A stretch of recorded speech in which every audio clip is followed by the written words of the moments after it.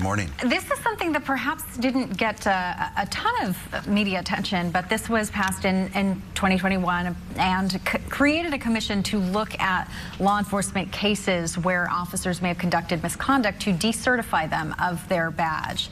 Tell us a little bit about the law. Yeah, so the law as it stands disqualifies peace officers statewide. And so there's something called POST, which is the equivalent of an oversight board. They certify police officers to be police officers, and now they can say you can't be police officers on a statewide basis, and that's new.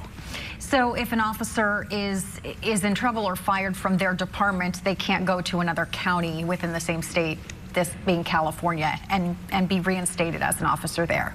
Well, they can be fired and go to another department. That still happens.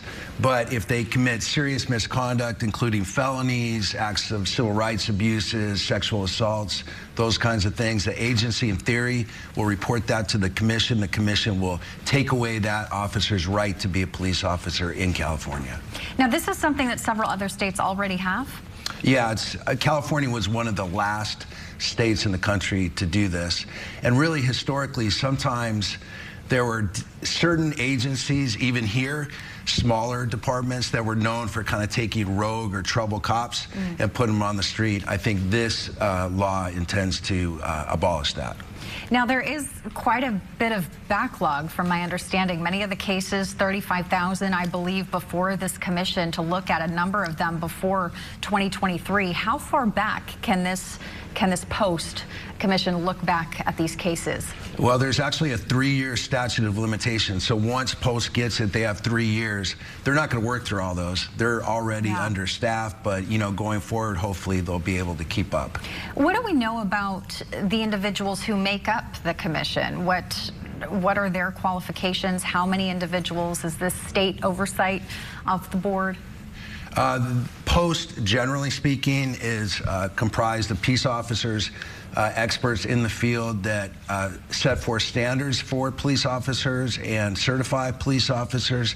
The same group is now in charge of decertifying. So I don't know exactly how much resources they've allocated to this part of their job, but it's a fairly large commission, but understaffed for sure. Yeah.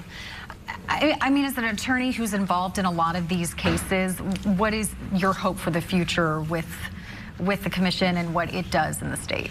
I think like a victim of some abuse by police that's found to be true will be demoralized if that officer can continue to be an officer. So I'm hopeful this takes effect and is effective. I think the next step is looking at retirement, and taking away retirement benefits, but that's always a tough balance, trying to recruit police officers in a day when it's hard to recruit police officers. Yeah. I guess really the only, criticism I've read of this is perhaps clarification of the law and what that, area under serious misconduct means. Do you find that it is a little bit ambiguous, that it needs more clarification from the state, or do you feel it's pretty clear? It is a bit ambiguous. It does give some deference to the commission in terms of deciding, this conduct is disqualifying, this isn't. But I do think probably over time they should tighten up the standards. Yeah.